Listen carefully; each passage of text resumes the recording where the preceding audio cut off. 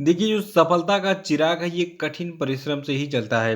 देखिए, आज है 24 फरवरी का दिन और आज की वीडियो में टोटल 11 मोस्ट इंपोर्टेंट प्रश्नों पे हम चर्चा करेंगे। और देखिए, वीडियो के लास्ट में जो आपसे 5 क्वेश्चन हमने पूछाएँगे, इनका जवाब ज़रूर दीजिएगा। देखिए, आज की वीडियो की जो पीडीएफ है, आप इसको वीडियो के डिस्क्रिप्शन बॉक्स से डाउनलोड कर सकते हैं और साथ में देखिए, जो लोग नए हमारे चैनल को सब्सक्राइब जरूर कर लें और साथ में बेल आइकन जरूर प्रेस करें ताकि आने वाले सभी वीडियो का नोटिफिकेशन आपको मिलता रहे और वीडियो को लाइक और शेयर भी कर दीजिएगा। देखिए, आज का हमारा पहला प्रश्न है कि हाल ही में कौन सा देश the agriculture innovation mission for climate पहल में शामिल हुआ? तो देखिए, अपना भारत देश जो है, ये the agriculture innovation mission for climate पहल में शामिल हो गया है।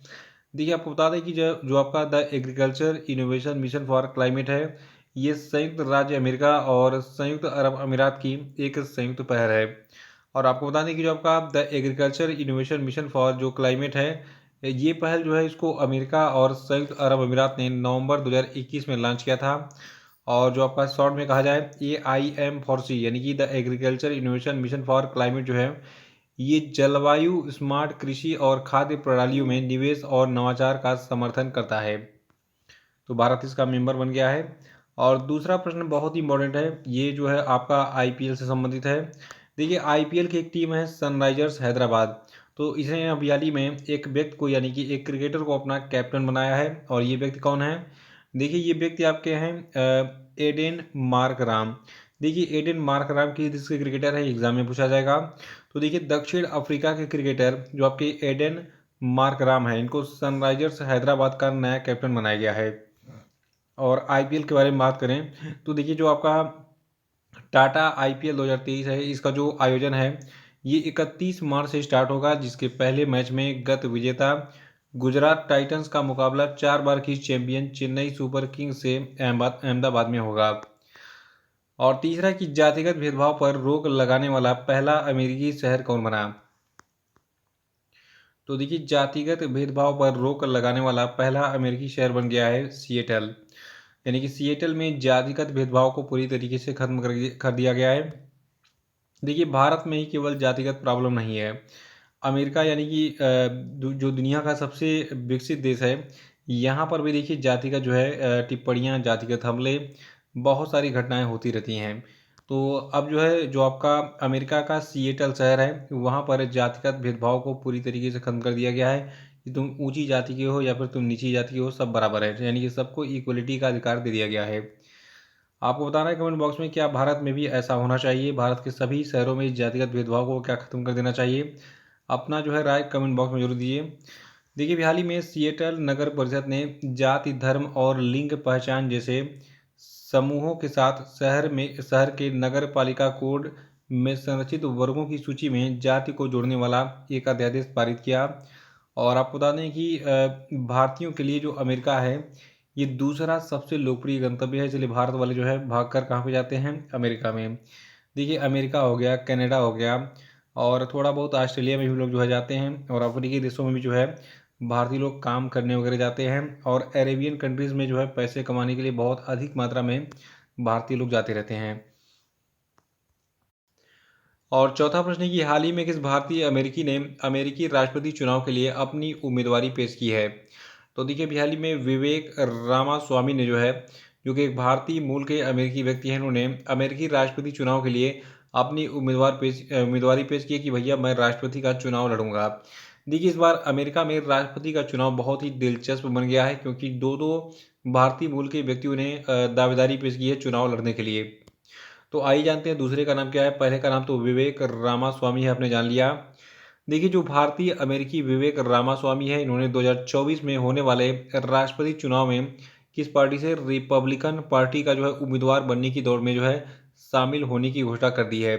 देखिए, एग्जाम में मेन चीज़ फोकस क्या करेगा, पूछेगा कि अभी हाल ही में विवेक रामास्वामी जो कि एक भारतीय मूल के अमेरिकी व्यक्ति हैं, इन्होंने अमेरिका में राष्ट्रपति का चुनाव लड़ने की घोषणा की है। ये किस पार्टी से उम्मीदवार बनेंगे? तो ये बनेंगे रिपब्लिकन पार्टी के उम्मीदवार, ठीक है। और एक और भारतीय मूल की अमेरिकी लेडी हैं जिनका नाम है निकी हेली। तो देखिए, निकी हेली जो है इन्होंने इनसे पहले ही जो है अमेरिका में राष्ट्रपति का चुनाव लड़ने की घोषणा की थी। तो निकी हेली के बाद ये दूसरे भारतीय अमेरिकी व्यक्ति बन गए हैं विवेक रामास्वामी, जिन्होंने अमेरिकी राष्ट्रपति चुनाव के लिए अपनी दावेदारी पेश की है। देखिए विवेक रामास्वामी की अगर बात करें तो इनका जन्म 9 अगस्त 1985 को सिनसिनाटी ओहियो में हुआ था और इनके माता पिता भारतीय राज्य केरल से जाकर अमेरिका में बस गए थे। और देखिए जो आपके विवेक रामास्वामी हैं ये स्ट्राइव एसेट मैनेजमेंट के सह संस्थापक और कार्यकारी अध्यक्ष भी हैं, ठीक है। और पांचवा की हाल ही में किसने ISSF विश्व कप में पुरुषों की व्यक्तिगत 50 मीटर राइफल थ्री पोजीशन का गोल्ड मेडल जीता? तो देखिए जो आपके भारत के ऐश्वर्य प्रताप सिंह तोमर हैं, फोटो यहाँ पे दिख रही है, इन्होंने भी हाल ही में पुरुषों की व्यक्तिगत 50 मीटर राइफल थ्री पोजीशन में गोल्ड मेडल जीता है। देखिए ये जो आपका ISSF विश्व कप है तो इसमें जो है 4 गोल्ड मेडल सहित भारत का जो है ये छठवां पदक था, यानी कि भारत ने अब तक 6 मेडल टोटल जीत लिए हैं। और देखिए 22 वर्षीय जो आपके ऐश्वर्य प्रताप सिंह तोमर हैं, इन्होंने पिछले साल चांगवोन विश्व कप में भी जो है स्वर्ण पदक जीता था और भारत का मान बढ़ाया था। देखिए एक खास बात और, जो आपका ये ISSF विश्व कप चल रहा है तो इसमें जो है भारत इस टूर्नामेंट में पदक तालिका में अभी टॉप पर बना हुआ है और भारत के बाद हंगरी 2 स्वर्ण और 1 रजत के साथ दूसरे स्थान पर है। और छठवां है कि विदेश मंत्रालय का प्रमुख कार्यक्रम जिसका नाम एशिया इकोनॉमिक डायलॉग है, ये किस शहर में आयोजित किया गया? तो देखिए एशिया इकोनॉमिक डायलॉग जो है इसका आयोजन पुणे में किया जा रहा है। देखिए भारत का जो विदेश मंत्रालय है इसका एक प्रमुख वार्षिक कार्यक्रम है एशिया इकोनॉमिक डायलॉग, और इसका आयोजन याद रखिएगा महाराष्ट्र के पुणे में किया जा रहा है। और इसका जो आयोजन है ये पुणे इंटरनेशनल सेंटर के सहयोग से किया जा रहा है जो कि भू अर्थशास्त्र पर आधारित है। और देखिए इस 3 दिवसीय कार्यक्रम का सह मेजबान जो है पुणे इंटरनेशनल सेंटर कर रहा मेजबानी जो है ये पुणे इंटरनेशनल सेंटर कर रहा है। और देखिए इस डायलॉग में global growth prospectus, how the global how south will shape the G20 agenda और मेटावर्स जैसे विषयों पर चर्चा की जा रही है। और देखिए इस डायलॉग में ब्राज़ील, अमेरिका, ब्रिटेन, दक्षिण Africa, Bhutan, Maldives, Switzerland, Singapore और मैक्सिको सहित विभिन्न देशों के 44 से अधिक वक्ता जो है ये भाग ले रहे हैं। तो अगर एग्जाम में पूछा जाए कि एशिया इकोनॉमिक डायलॉग जो है जो कि 2023 में आयोजित किया गया था, इसका आयोजन कहाँ पे किया गया? तो देखिए इसका आयोजन जो है महाराष्ट्र के पुणे में किया गया था। और सातवां की हाल ही में समुद्री सुरक्षा में सहयोग को बढ़ाने के लिए भारतीय नौसेना ने किस देश के साथ एक समझौते ज्ञापन पर हस्ताक्षर किया है? तो देखिए जो आपका एक छोटा सा देश है सेशेल्स, इसने समुद्री सुरक्षा में सहयोग को बढ़ाने के लिए भारतीय नौसेना के साथ जो है हपियाली में एक समझौते ज्ञापन पर हस्ताक्षर किया है। देखिए समुद्री सुरक्षा में मौजूदा सहयोग को बढ़ाने के लिए सूचना साझाकरण नेटवर्क का विस्तार करते हुए भारतीय नौसेना से जो है संबंध IFCIOR सूचना संलयन केंद्र हिंद महासागर क्षेत्र ने सेशल्स के क्षेत्रीय समन्वय संचालन केंद्र के साथ एक समझौते ज्ञापन पर हाल ही में हस्ताक्षर किया। देखिए IFCIOR के निदेशक जो आपके हैं कैप्टन और रोहित वाजपेयी, इनकी उपस्थिति में इस समझौते पर हाल ही में हस्ताक्षर हुआ था। और इस समझौते का उद्देश्य समुद्री डोमेन जागरूकता बढ़ाने, सूचना साझा करने और विशेषज्ञता विकास की दिशा में दोनों केंद्रों के बीच सहयोग को बढ़ावा देना है। और आठवां की हाल ही में किसे भारत के नए ड्रग कंट्रोलर जनरल के रूप में नियुक्त किया गया है? तो देखिए अभी हाल ही में राजीव रघुवंशी को भारत के नए ड्रग कंट्रोलर जनरल के रूप में अपॉइंट किया गया है। और जो आपके राजीव रघुवंशी हैं इनका कार्यकाल 28 फरवरी 2025 तक होगा, यानी कि 28 फरवरी 2025 तक भारत के ड्रग कंट्रोलर जनरल बने रहेंगे राजीव रघुवंशी। और इन्होंने इस पद पर डॉक्टर PVN प्रसाद का स्थान लिया है। और नेक्स्ट है कि हाल ही में कौन सा देश दुनिया के छठवें सबसे बड़े इक्विटी बाजार के रूप में भारत से आगे निकल गया? देखिए अभी तक भारत जो है दुनिया का सबसे बड़ा, यानी कि छठवां सबसे बड़ा जो है, क्रम से छठवां सबसे बड़ा इक्विटी बाजार था। लेकिन अब जो है ब्रिटेन ने भारत को पीछे छोड़ दिया है, क्योंकि अभी देखिए अभी हाल ही में एक घटना हुई थी और उसमें अडानी के, यानी कि अडानी ग्रुप आप कंपनीज के शेयर जो है ये काफ़ी गिर गए थे, ठीक है, उनका वैल्यू काफ़ी कम हो गया था।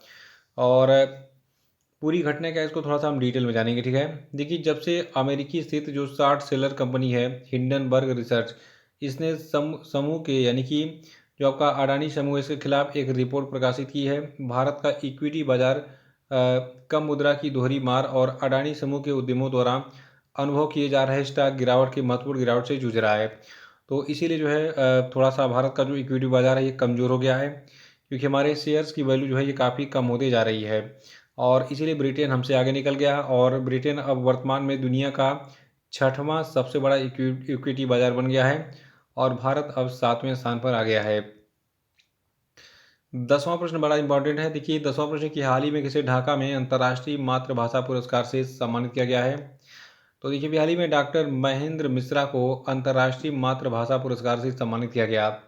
देखिए महेंद्र मिश्रा की बात करें तो देखिए महेंद्र मिश्रा जो है ये आपके ओडिशा से बिलोंग करते हैं और देखिए हाल ही में ओडिशा में स्वदेशी भाषाओं की उन्नति के लिए एक भारतीय शिक्षक और सामाजिक कार्यकर्ता जिनका नाम डॉक्टर महेंद्र कुमार मिश्रा है, इन्होंने जो है बांग्लादेश के ढाका में प्रधानमंत्री यानी कि बांग्लादेश की पीएम शेख हसीना से विश्व मातृभाषा पुरस्कार प्राप्त किया। 11वां प्रश्न कि 2023 का ज्ञानअप्पा पुरस्कार किसको दिया गया। तो 2023 का जो ज्ञानअप्पा पुरस्कार है ये वी मधुसूदनन नायर को दिया गया है और देखिए इस पुरस्कार स्वरूप वी मधुसूदनन नायर को क्या मिलेगा। देखिए इस पुरस्कार स्वरूप इनको 50,001 रुपये का नगद पुरस्कार और गुरु वायुरप्पन का एक सोने का लॉकेट और एक प्रशस्ति पत्र दिया जाएगा। और देखिए जो आपके वी मधुसूदनन नायर हैं ये एक भारतीय कवि और मलयालम साहित्य के आलोचक हैं, ये भी याद रखिएगा। और अब हम बात करेंगे आज के सभी क्वेश्चन पे। आपको बताना है कि गुलाब चंद कटारिया ने किस राज्य के 31वें राज्यपाल के रूप में शपथ ली है।